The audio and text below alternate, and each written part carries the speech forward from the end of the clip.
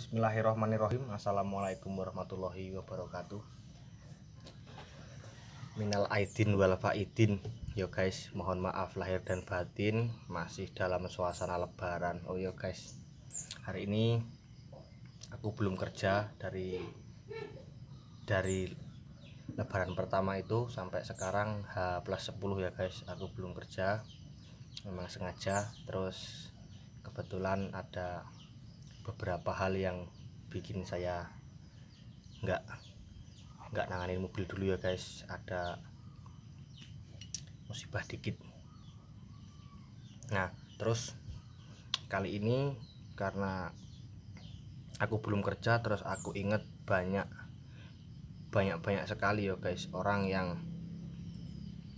yang tanya tentang penyebab pincangnya sebuah mesin. Nah gitu ya guys ya, pincangnya sebuah mesin atau penyebab mesin pincang. Nah kalian tahu ini busi pasti ya guys. Jadi penyebab mesin pincang itu yang pertama dari yang ringan-ringan ya guys. Dari yang ringan itu kita cek kabel busi. Kalau masih pakai kabel busi atau mobil konvensional ya, kabel busi, terus baru busi, terus baru setelan klep atau valve clearance, baru ke pistonnya atau ringnya patah atau pistonnya jam atau metalnya gulung ya guys. Jadi penyebab mesin pincang itu antara lain 5 itu guys. Cuman ada baiknya kalau kita belajar dari yang murah dulu, yang di luar dulu, tergantung feeling kita juga identifikasinya kemana gitu ya guys.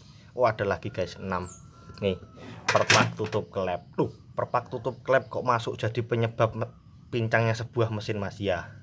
Jadi kalau di mobil sekarang kelas seperti Avanza, Xenia, kebanyakan mobil sekarang ya guys, itu kan businya di tengah toh, di tengah covernya ini. Kalau nah ini keras toh, kalau sil businya ini bocor, itu koilnya basah guys di sini ya toh, di sini nih koilnya basah.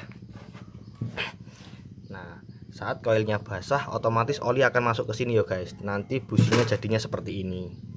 Nah ya toh, ini bekasnya busi yang kerendam oli, jadinya seperti ini. Jadi nggak bisa maksimal kerjanya guys. Waktu pertama dicabut di sini oli semua ya kan, di sini oli semua itu.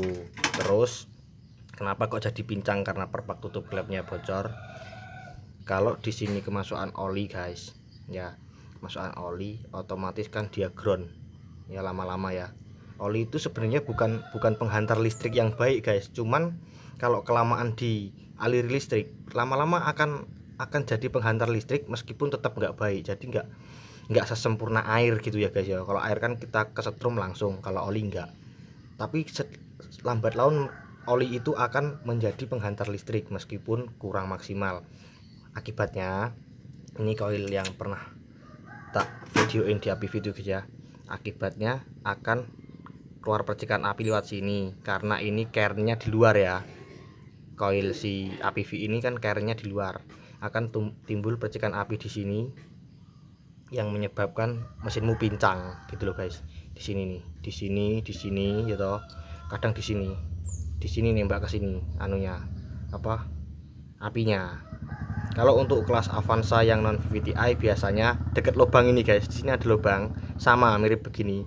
Biasanya di sini ya, pokoknya di buletan iki lah guys. Jadi di bagian karetnya ini itu bocor. Di sini ada warna-warna pelangi atau gimana gitu guys. Kalau sampai penasaran, nonton di ini di Instagramku ada foto. Tapi guys, nama Instagramnya sama dengan nama channel YouTube ini, jadi kalian gampang. Facebooknya juga sama, tapi aku jarang buka Facebook guys. Terus busi, kenapa busi bikin pincang ya? Busi bikin pincang karena biasanya mati atau gapnya habis ya.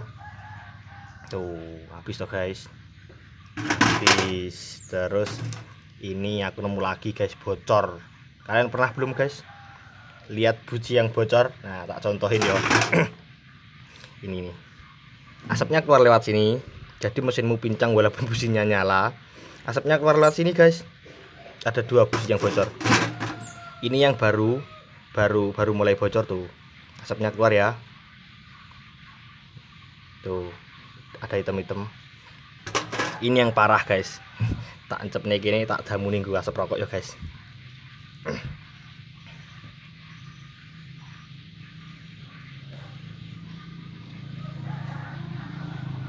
Gimana? Kelihatan nggak guys? Bocornya lewat sini ya, lewat sini ya.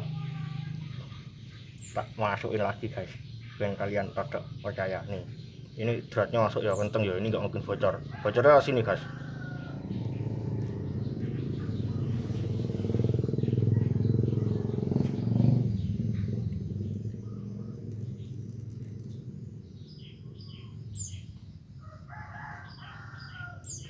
Ya, kira-kira seperti itu. Jadi kalau kita beli busi itu hati-hati ya guys, aja meneh main yang desa. Sekelas itu kita lihat ini sama. Ini sama ini sama yo. Tapi beda toh. Ini mengkilat guys. Ini buruk. Ini yang bagus, ini yang asli ya.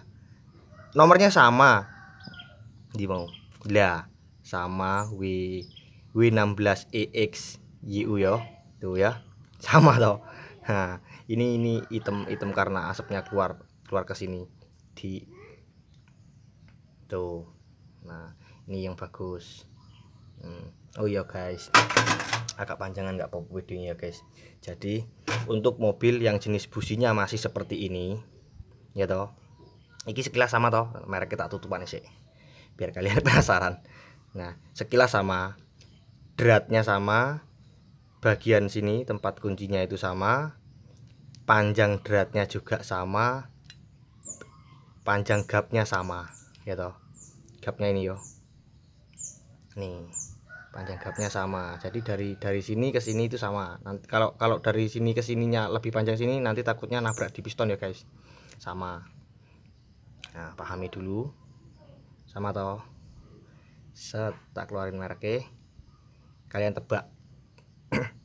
Yang NGK ini busi apa? Busi apa guys?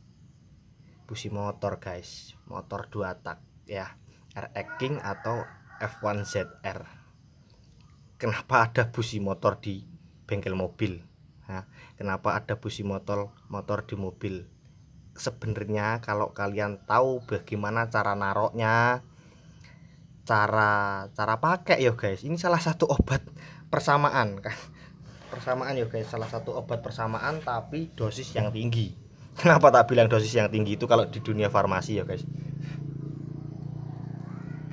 Jadi gini, ketika kalian nemuin mobil konvensional yang biasanya sudah sedikit ngasep, rewel, sering mati busi, bahkan bukan sering lagi, langganan ya guys, setiap 3 hari atau 1 minggu mati busi ya, karena businya basah, karena mobilnya memang sudah makan oli, orangnya belum punya duit buat reparasi ya guys. Jadi kasihan, dibantulah guys sedikit. Nah, kalian tahu busi motor ini adalah busi basah guys, busi motor 2 tak ya kan. Motor 2 tak itu businya diciptakan untuk membakar bahan bakar yang bercampur udara atau oksigen, lalu masih dicampur lagi dengan oli samping guys. Nah, jadi busi ini nggak akan mati ketika terkena oli, meskipun olinya banyak ya toh. Jadi sedikit lebih awet loh guys, tergantung mesinmu juga ya toh. Kalau mesinmu masih cocok pakai obat ini, insya Allah aman guys, lama. Nah, jadi kalian biasa lihat di silinder mana yang sering basah kan gitu. Biasanya kan nggak sama ya guys, ada yang sering basah, ada yang enggak gitu kan. Misal silinder 1 sama 2 sering basah businya, matinya di situ-situ terus gitu kan. Kalian pakai ini dulu nggak apa-apa. Yang lain tetap, yang masih kering tetap gunakan yang ini, yang busi mobil ya, tetap gunakan yang ini gitu. Terus gitu. Terus kalau businya basah gitu kan boros ya guys, kasihan. Duitnya busi lo lumayan harganya ya, 15 sampai 25.000 kan kalau di desaku gitu.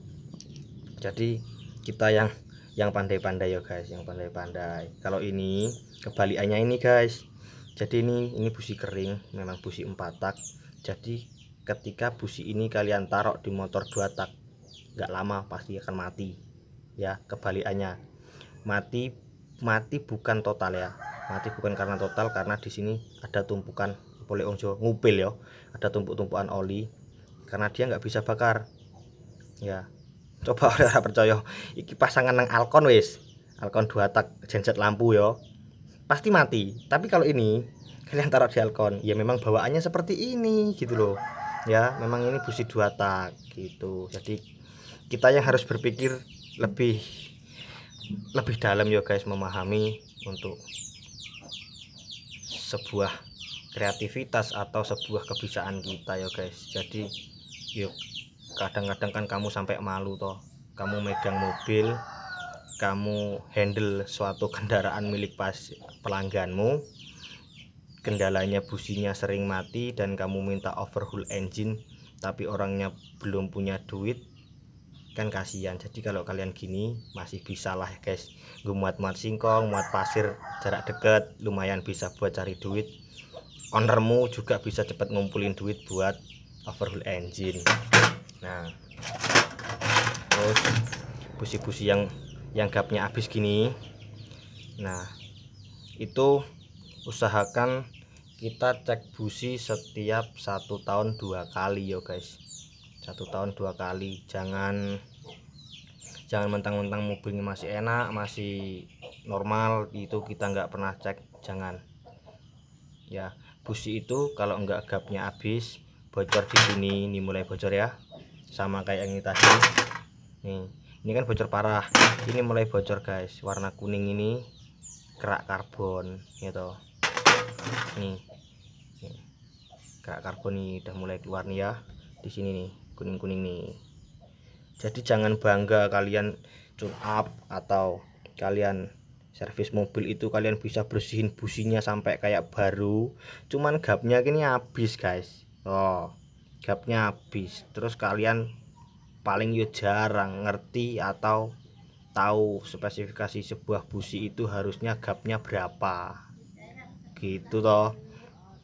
Gapnya berapa, gap busi itu tergantung manualnya ya guys. Jadi untuk Avanza, Innova itu ada sendiri-sendiri, kalau nggak salah kalau Innova itu 1,3 atau 1 mili ya guys. Jadi failer gigmu yang paling tebel itu buat ngukur di sini antara elektroda sama dinding groundnya itu ya gitu.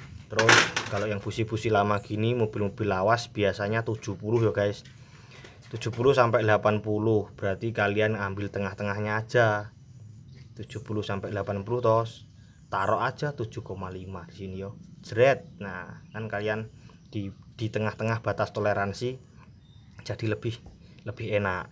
Soalnya kalau kerapetan kadang nggak mau, kalian susah nyeting platinanya yo. Kalau businya kerapetan, nyeting platinnya susah, karburator juga susah nyeting gitu. Jadi ambil di toleransinya, insya Allah gampang guys.